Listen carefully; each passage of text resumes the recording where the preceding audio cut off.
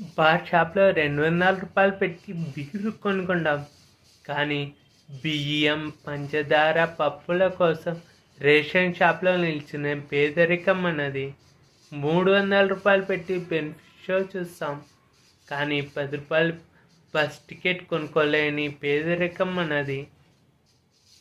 రూ. 100 పెట్రోల్ కొట్టించి రూ. 1,00,000 విలువైన బైక్లో తిరుగుతాం. కానీ వంట చేసుకోవడానికి గ్యాస్ సిలిండర్ కొనుక్కోలేని పేదరికం అన్నది. ఊళ్ళో వాళ్ళ పిల్లల పెళ్ళిళ్ళ కోసం రూ. 1,00,000 అప్పులు చేస్తాం.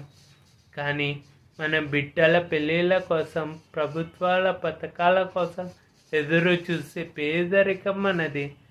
ప్రభుత్వం ఇచ్చే ఉచిత విద్య, భోజనం వద్దని ప్రైవేట్ పాఠశాలల లక్షలు పోసి చదివించే పేదరికం అన్నది.